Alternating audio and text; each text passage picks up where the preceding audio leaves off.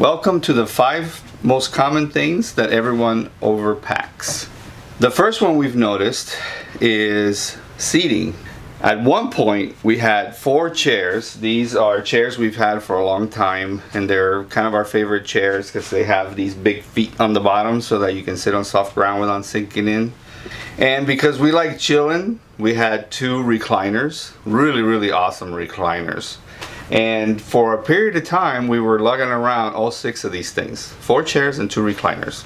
As time went on, we found out that the main reason you don't need extra seating when you go RVing, especially full-time RVing, is that whenever you have a get-together, which is the reason most people have extra chairs, there's kind of like a common knowledge, everybody brings their own chair. You end up with all these chairs that nobody uses because everybody brings their chairs when they're coming.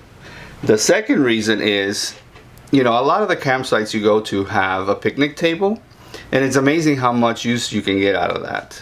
So those 2 the main reasons, that's why you don't need a lot of chairs.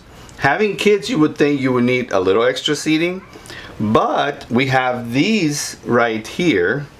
These have been an absolute lifesaver for us in so many ways.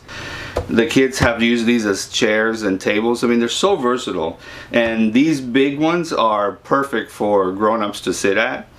And it's a little stool, that you don't have to be standing around on. So, and they pack into anything. I'm sure you guys have seen these. They're just fantastic. Given the stools and the fact that everybody brings their own chairs, you just don't need as many of these. We still have been carrying 4 chairs. In our drawdown this time, we're actually taking 2 of them back. So the second thing that most people seem to overpack is shade. Shade is just really important, especially when you're out west, because there's very few trees, and the RV's awning doesn't always cover all the angles. It actually never covers all the angles, so you end up with an enormous amount of sun at some point in time. But there's a way that you can always try to park your RV, especially like if you're boondocking and you have the option to have 360 degrees.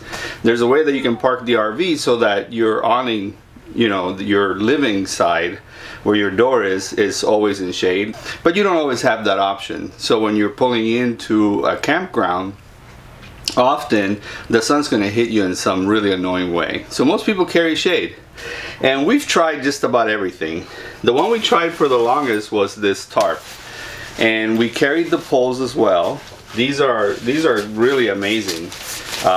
They go up to something like 8 feet. We carried 4 of those and this amazing shade tarp, and we found out that it was, at the beginning you have a lot of energy for a lot of this stuff, but you end up finding out that as time goes on, you just don't have the energy to put these complicated systems up and down all the time. And even though they provide you an enormous amount of shade, it takes away from the charm when you have to, when it takes you an hour to put it up. We ended up not using this about almost a year ago. We just somehow stopped using it because it was just too much trouble to put up and down. Another thing we tried was, I'm sure you guys are all familiar with these shade cloths. They are the ones that hang on the side of the awning, and they come down really nicely. And they're problematic in their own way, in that if they slide on those grooves that the awnings have, and when you roll it in, it makes the awning really thick, and it makes the awning hold water more. So that's just one problem. The other one is, depending on the type of awning you have, you can't tie it down. So it just kind of flops in the wind, because if you tie it down, it actually puts pressure on the awning in the wrong way. So there's several problems with this kind of shade. When it works, it's really fantastic. But if any wind comes along and things of that nature, there's just more fabric to get caught up. Taking them on and off is not that easy. So if you decide not to roll them up with the awning, we don't know what the take is on it, but for us, when we tried to use it, we just rolled it up with the awning because it was just too much trouble to completely slide it out of that groove and then slide it back onto the groove. It's a lot of work. So this is the one we use the least, but nevertheless, we've been carrying it for 2 years. So that one as well is being downsized. So we're taking that and packing it. We don't have the heart to sell it. Maybe we can find an RVer that wants one for free. The solution we found that most often works, and it's the most versatile, are, believe it or not, just simple beach umbrellas. Like this one. These are fairly inexpensive beach umbrellas that you can find at most places. You know, these ones here we got from Costco for a mint, and we've had them for actually 2 years. So you've seen them in a lot of our videos, I'm sure, and they work phenomenally well. They dig into the ground because they have a corkscrew, so we recommend having one of those, because when you're at the beach or somewhere sandy or something like that, you don't really need anything to attach the umbrella to. You can just screw the stem into the ground and then just pop the umbrella on it, and it works great. When you don't have something to screw it into, our go-to way of doing this is a strap.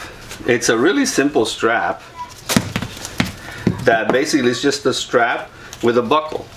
This has just been such a lifesaver in so many ways. What you do is you basically strap the stem to a chair, to the picnic table. Most of the time we strap it to the picnic table.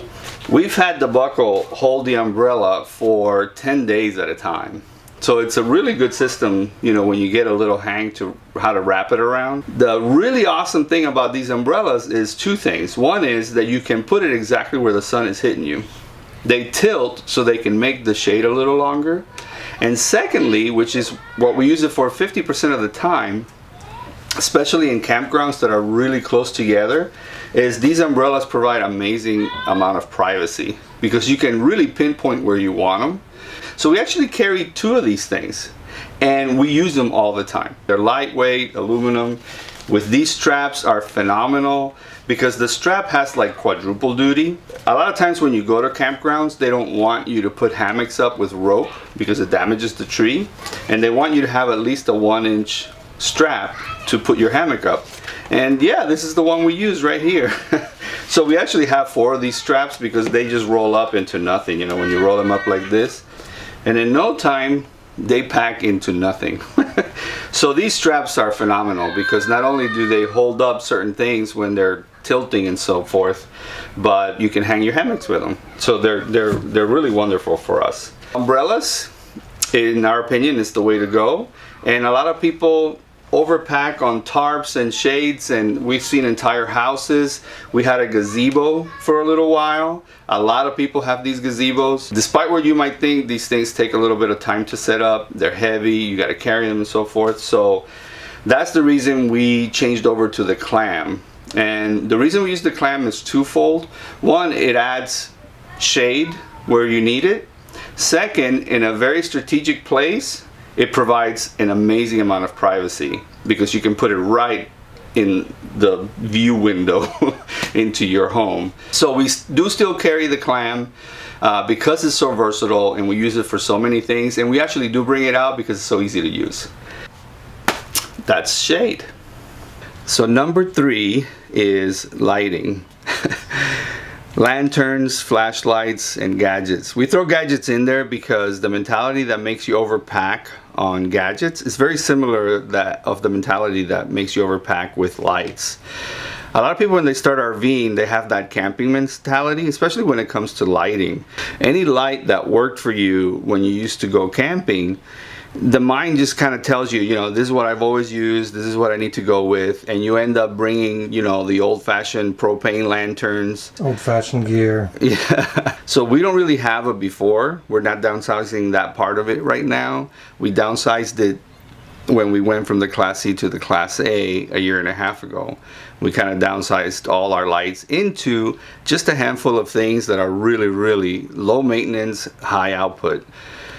First, everybody has a light on their phone, and it's amazing how useful that becomes. We actually supplement our lighting with just these 2 things. This is a 1AA LED flashlight. And we have rechargeable AA's on top of that, so that way the kids can use them. We don't have to worry about them staying on for too long because it's just a rechargeable battery. And they work absolutely amazing. You know, they put out about 500 lumens, so it's a really bright light for such a little thing. And with one AA battery, it just, even if you have to use a real battery, it just really minimizes the wear and tear and just the big headache of lighting. Nowadays, these things put out just as much light as the big lanterns used to, you know, the big flashlights. Another one that I strongly recommend are these USB rechargeable LED lights. They're about 300 to 500 lumens. This one, I think it's on the 300 range. They go more to the yellow side, so they're a nice ambient light. They have a little hook that you can hang, and these things are so versatile, it is not even funny. I mean, we have a picnic table in a campground. We just pick a little branch over the picnic table, hang this little guy up there, and it lights up forever. They're magnetized, so anywhere you can find a piece of metal that you can stick this onto, you can actually, you have some light. You know, they're just really useful lights, and the fact that they're the USB rechargeable, you know, it's the same cable that you recharge your phone with. These things are phenomenal. It goes into gadgets as well, right? You overpack on gadgets. One of the gadgets we used to have that a lot of people carry are fire pits. The real fire pit, you know, and it collapses into this nice tight bag, and you can burn wood in it and so on. We found out that, you know, every campsite, every other campsite has a fire pit of its own. Not all campgrounds want you to burn wood. They don't want you to collect wood. So all these things play into the fact that when you are at a campground that you can collect wood and actually burn to your heart's content, there's a fire pit already there. So we got rid of ours. Another silly thing that we carried at the beginning is ice. We had a little ice maker, and this little ice maker at the house we used to use all the time. We had it in the garage, and we used to do all our work in there, and we had the ice maker going whenever we were drinking iced tea. It was great. And we thought, you know, we use this all the time when we were moving out of the house and into the RV. We got to carry this sucker out with us. And we found out that it's just way too much work in an RV, and it takes up an enormous amount of space, something that in the garage doesn't seem to be taking a lot of space. When you go into an RV and it takes up like a third of your bay, you're like, okay, this thing's got to go. We're just mentioning it because beware of gadgets. Gadgets that you've taken with you camping that you feel are going to be useful in a full-time situation or a prolonged trip situation end up just being in the way. Either because they take too long to set up, they take too much space, you know, a slew of reasons. So at the end of the day, this is our lighting for our all our needs. This is our lighting for when we walk, for when we hang around the RV. And they work really, really well. Number 4. This one's kind of interesting because everybody goes, you need your medicines. And there's medicines, and then there's the infamous first aid kit. For some reason, I don't know why, when you first start RVing, everybody wants to have a little bit of everything just in case. We were that way. We bought an all-encompassing medicine kit, and we put it in this little nice toolkit. And this has everything. I mean, you know, it was one of those really fancy ones, the first aid ones. So again, it's that mentality of camping. You know, it's like, hey, I'm gonna go camping. I'm gonna be away from civilization. I want to be able to set a broken leg. So yeah, you end up taking everything, right? I cannot tell you what's in here. I mean, there's stuff in here for if you get a deep cut, you know, that glue that holds the cut closed. I mean, on and on. Cold packs, you know, if you sprain something really bad, it has cold packs so that you can put it in. Anyway, all kinds of stuff in here. Guess what? After 2.5 years, we've probably opened this once. For a Band-Aid. For a Band-Aid, because we were out. It's nice mental, so if you need the peace of mind, having all these extra things, then yeah, take one of these. But these big all-encompassing first aid kits take up an enormous amount of space, and in your medicine cabinet you're going to have the everyday things that you need to be comfortable. So this is being downsized this time. To our surprise, we really thought that this was a must. And any emergency you end up having, I mean, if the cut is deep enough that you need to actually suture it yourself, you're probably going to just call 911 and go to the hospital, right? If you break a leg, same thing. We never really find ourselves hiking, you know, we have 2 kids, so we never find ourselves hiking, you know, 20 miles out and you have to litter somebody out, right? So depending on your camping style, you know, if you're one of these extreme campers and you're actually out on foot to the middle of nowhere, maybe something like this is for you. But being in a rolling home and having all the conveniences that you would have in a medicine cabinet, in a household medicine cabinet, this is just not necessary. And we've been carrying this thing and making room for it for 2.5 years, and it's time for it to go. So number 5 is the kitchen. You know, every other RVer we've seen overpacks on kitchen stuff, and I can't tell you how we overpacked because we've put so many things back and taken so many things back with us. So it's been a tug of war back and forth as far as like, oh, we need this, no, we don't need that, oh, we haven't used that in forever. So you go through that back and forth depending on how you cook for the family and how you prepare meals. So instead I wanted to show you what we ended up with, and maybe it'll help you consider how to do the not overpacking thing when it comes to your kitchen. This is our entire kitchen, right? We have a pressure cooker, 4.5 quart I think it is. I'm a pressure cooker cook. So a lot of people use Instapot. I've used a pressure cooker since I was a teenager, so it's hard for me to change how I pressure cook. So, but an Instapot will serve you just as good, right? Because it'll cook everything. I don't have a lot of experience with it, so if you guys do, if anybody out there is an Instapot fan, please let us know, and you know, maybe we'll learn a thing or two as far as like how our setup is. The other thing that we carry with us is a steamer rice maker. And again, I've used this since I was a kid, so it's hard for me to leave such a convenience behind. It's 115 AC. There's no 12 volt DC rice cooker that I can find. So that's a conundrum for us in our new rig because we might not put in an inverter, at least at the beginning. And if I don't, then this rice cooker is out of the picture. So we'll see how I end up dealing with that, because this is how we steam vegetables, because it's just press a button. And same thing with rice. And I make all kinds of rice dishes, mix it in with vegetables and meats and things like that. And all you have to do is press a button in this thing and it cooks it perfectly. So it's really hard to not use an appliance that you are really used to for so long. So we'll see where that goes. Everybody needs a skillet. So the skillet is the next thing that is a must-have, at least the way our family cooks. You know, good for everything, right? Especially if you don't have a microwave, get one of these nice dome lids. And kids and chicken nuggets, kids and hot dogs, you know, these kind of things that you need a microwave for. If you're going to be in a rig that there is no microwave, this one is a lifesaver, you know, because it kind of acts like a Dutch oven when you put that big lid on it. Next is a strainer. So the strainer that usually comes with a lot of the pots, they're just huge metal bulky things, right? Even the nice collapsible one that seems to be everywhere, it's metal, it scratches your utensils as the RV goes down the road. So we opted for this little silicone one. Another one is just a regular strainer, collapsible.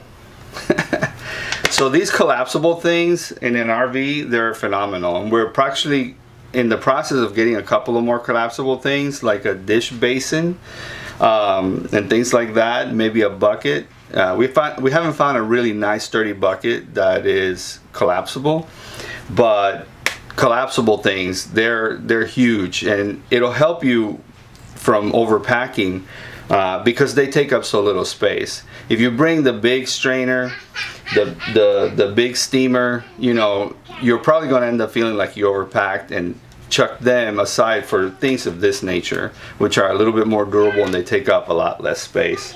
And lastly, you know, mixing bowls, measuring cups. We only have a 2 cup, a 1 cup, and a big mixing, you know, 6 quart. Actually, this is 3 quart. We're opting to change this one for one that has a lid on it, because I'm always having to put cellophane on top of this one.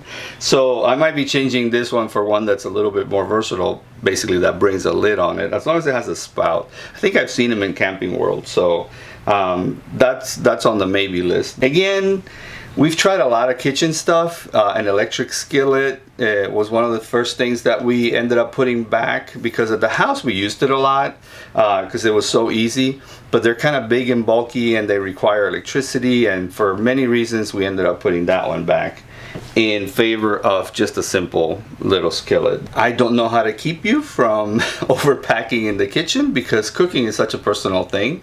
As we've visited other RVers through the years, we've noticed in their kitchen setup that they have a lot of stuff. A lot of them do. And you can tell that they're not kind of used, but nobody knows what to get rid of. Kitchens are really hard that way. Overpacking in the kitchen, almost we all do it. And I thought I'd show you instead how we pack and how we live with our appliances in the RV. So maybe it'll give you some ideas on how to, you know, tighten up your packing list. So apart from those 5, we feel there's a couple of honorable mentions that we should include. Especially if you have kids. So if you have kids' toys, it is so easy to overpack toys. It is not even funny. So how do we advise not overpacking toys if you're going to go RVing with kids? And our big feedback on that is always have their high-touch toys. And secondly, the ones that parents are more in control with are multifunctional toys. For our kids, there's a couple of toys that served as many things. One of them is their magnet tiles. They have magnets around the edges and they can make structures real easy. So they've been doing structures with these things since they were like 2 years old. Another one is Legos. They're big Legos in particular. If your kid is under 7, you know, these big Legos, they make big structures, and for some reason they prefer those over the little Legos when they're younger. So we've leaned over in that direction and just put them in a big bag. But initially, oh my goodness, we had plush toys coming out of our ears. We had all kinds of riding horses and just toys out of the wazoo. And you end up just basically figuring out, where am I going to put all this stuff? And the toys easily start taking over all your spaces. So honorable mention, toys. And then the ultimate honorable mention, which we all can relate to, is clothes. So I'm not going to get into what you should and shouldn't pack regarding clothes, except try to keep it as little as possible. The idea that you have to keep in the back of your mind is you're not going to be able to do laundry as often as you think you are. That is the one mantra I think that RVers end up realizing after being on the road for a while, is that they just don't get around to laundry all that much. And they end up using the same clothes a lot. If it looks fine, if it smells fine, you use it until it doesn't. So you end up using a lot less clothes than you think you are. Those are our picks for the top 5 things that people tend to overpack, and the 2 honorable mentions.